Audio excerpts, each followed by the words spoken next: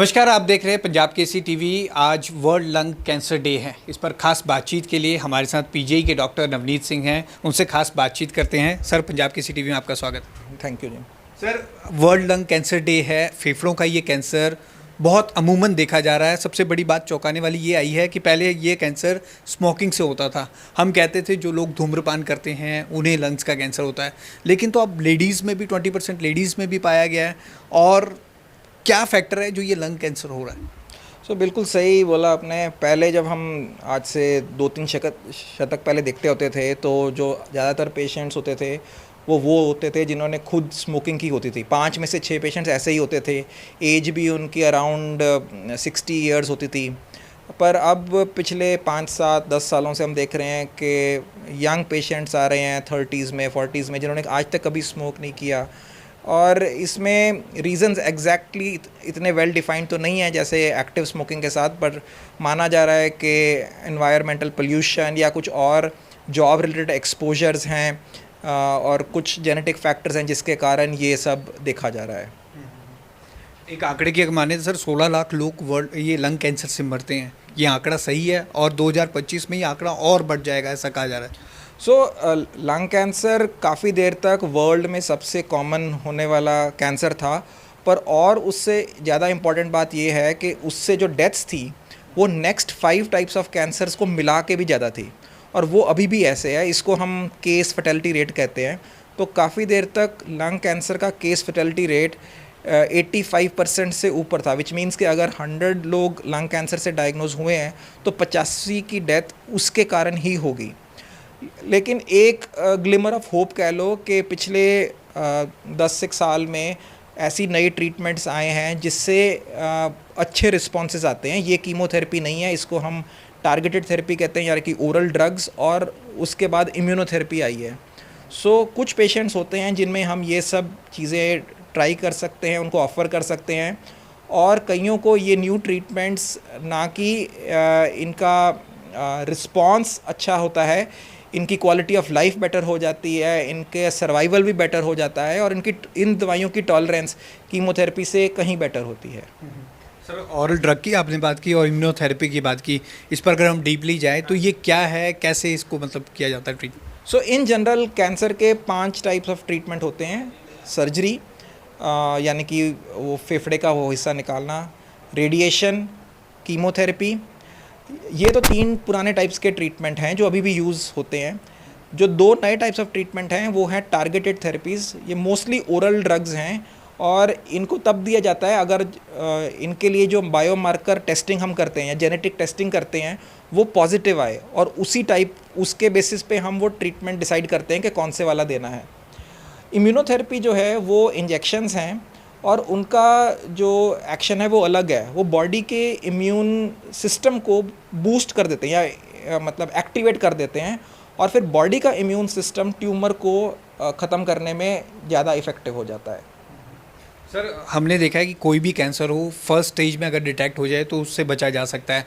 तो ये कैंसर कब डिटेक्ट हो जाता है या आदमी को पता चल जाता है, उसे डॉक्टर के पास जाना चाहिए? क्या वो सिम्टम्स है जिससे पता चल जाता है? एज ऑफ नाउ ज़्यादातर पेशेंट्स जो हमारे पास आते हैं डायग्नोसिस, उनका स्टेज 4 यानी कि मेटास्टैटिक या स्टेज 3 एडवांस्ड होता है। बहुत कम पेशेंट्स होते हैं जो स्टेज 1 एंड स्टेज 2 में आते हैं, जिसको हम अर्ली स्टेज कहते हैं और जिसमें हम क्योर का अटेम्प्ट कर सकते हैं। जो लंग कैंसर के एज सच कोई स्पेसिफिक लक्षण नहीं है। उसमें जो सिम्टम्स होते हैं, लक्षण होते हैं, वो दूसरी लंग्स की बीमारियों में भी हो सकते हैं। ट्यूबरक्लोसिस या टीबी जो कहते हैं उसमें भी हो सकते हैं। बेसिकली खांसी होना, बलगम में खून आना, वेट कम होना, वज़न कम होना, ये सब, सांस फूलना, ये सब बाकी बीमारियों में भी हो सकता है। लेकिन ज़्यादा इम्पॉर्टेंट ये है कि जब कोई लक्षण हो लंग्स रिलेटेड तो उसकी प्रॉपर जांच कराई जाए। कई बार क्या होता है कि लक्षण होते हैं, एक्सरे पे या सीटी स्कैन में कुछ दिखता है और मरीज़ों को टीबी की दवाई खिलाई जाती है, चाहे वो टीबी का टेस्ट नेगेटिव आया हो। वो नहीं करना चाहिए। अगर वो टीबी का टेस्ट नेगेटिव है तो प्रॉपर जांच करानी चाहिए, चाहे उसके लिए सीटी स्कैन करना हो, बायोप्सी करनी हो, एंड ये कंफर्म करना चाहिए कि ये क्या चीज़ है।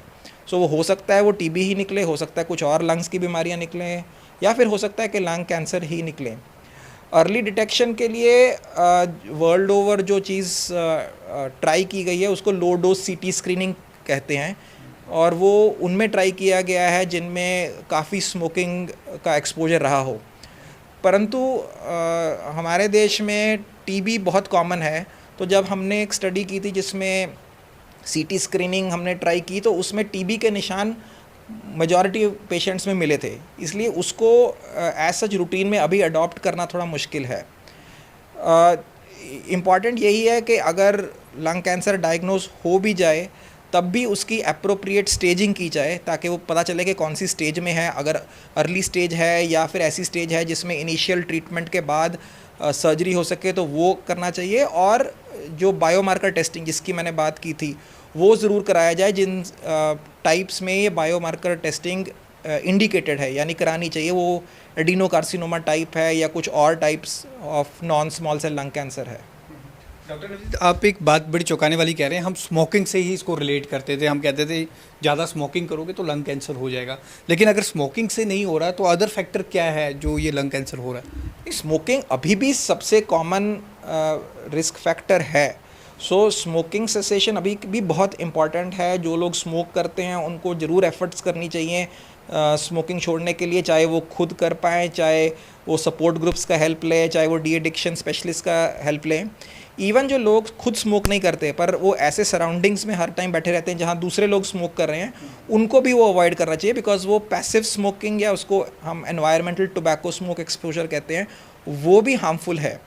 पर जिनमें ये दोनों चीज़ें नहीं है, ना एक्टिव है ना पैसिव स्मोकिंग है, उनमें ज़रूर हमें ये जो 2-3 रिस्क फैक्टर्स हैं उनसे बचना चाहिए। एक है पोल्यूशन जो एनवायरनमेंट में, दूसरा है कि अगर जॉब रिलेटेड कुछ ऐसे एक्सपोजर्स हैं, जैसे कई लोग पत्थरों की तोड़ने का काम करते हैं या सीमेंट फैक्ट्रीज़ या ये सब है, उनमें प्रॉपर मास्किंग होनी चाहिए, प्रॉपर प्रोटेक्शन मेजर्स लेने चाहिए, और इन जनरल हेल्दी लाइफस्टाइल होना चाहिए, हेल्दी ईटिंग और एक्सरसाइज। सो ये सिर्फ लंग कैंसर ऑफ पॉइंट के व्यू से नहीं है, इन जनरल हेल्थ के लिए है।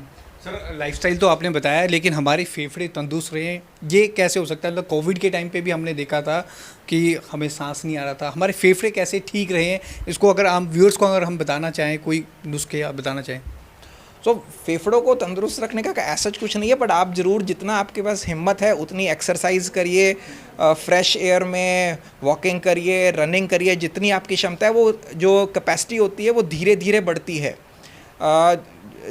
आपके पास जितनी क्षमता है, जो आपके सराउंडिंग्स हैं, साइकिलिंग, रनिंग, वॉकिंग, वो ज़रूर करिए। And obviously healthy diet and healthy lifestyle and lungs normally फिर ठीक रहते हैं। और पीजीआई की अगर हम बात करें तो पीजीआई में कितने पेशेंट आते हैं? क्योंकि पीजीआई में पूरे उत्तर भारत से पेशेंट आते हैं, कितने पेशेंट आते हैं और स्पेशली कुछ राज्यों से ज़्यादा आते हैं इसके पेशेंट? सो नेचुरली हमारे पास जो पेशेंट्स आते हैं वो चंडीगढ़ एंड नेबरिंग स्टेट से आते हैं, पंजाब, हरियाणा, हिमाचल, उत्तराखंड, जम्मू कश्मीर, कुछ उत्तर प्रदेश के पार्ट्स आते हैं। बाकी आने को तो कई दूर दूर से आते हैं, कई लोग बंगाल से, असम से, ऐसे भी आए हुए हैं।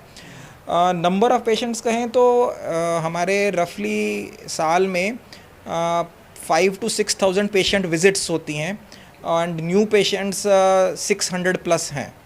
सो बर्डन ऑफ डिज़ीज़ तो काफ़ी है। एंड और इसके ऊपर इम्पॉर्टेंट ये है कि ये ट्रीट करने के लिए भी चैलेंजिंग होता है, और मरीज़ों और उनके फैमिलीज़ और केयर गिवर्स के लिए भी ये काफ़ी एक चैलेंजिंग सिचुएशन होती है। कोई रिसेंटली कोई रिसर्च की जा रही है जिससे पेशेंट को हेल्प हो सके? कोई रिसेंटली रिसर्च? सो जो रिसर्च हो रही है वो बेसिकली ये जो जेनेटिक टेस्टिंग या बायोमार्कर टेस्टिंग है उस पर काफ़ी हो रही है, और वो इसीलिए हो रही है कि हम जो पेशेंट्स को आइडेंटिफाई कर सकें जिसमें कीमोथेरेपी के अलावा दूसरे टाइप्स ऑफ ट्रीटमेंट दी जा सकें, जिससे इफ़ेक्टिव ज़्यादा होता है, जिससे क्या कहते हैं पेशेंट्स की टॉलरेंस दवाइयों की बेटर होती है। ये डेफिनेटली एरिया है जो वर्ल्ड ओवर और यहाँ पे भी रिसर्च का फोकस है। और दूसरा यही है कि अवेयरनेस बढ़ाई जाए, लोगों को जब कोई सिम्टम्स हों तो उसकी प्रॉपर जांच कराएं एंड जल्दी से जल्दी डायग्नोस किया जाए, तो ताकि वो स्टेज अर्ली में पकड़ा जाए और उसका क्यूरेटिव इंटेंट ट्रीटमेंट अगर पॉसिबल हो तो कराया जाए। तो वर्ल्ड लंग कैंसर डे पे है, इस पर खास बातचीत की हमने डॉक्टर नवनीत सिंह ने। उन्होंने रिसर्च भी बताया, इसका ट्रीटमेंट भी बताया और क्या कारण है, किन कारणों से ये बीमारी होती है उसके बारे में भी बताया।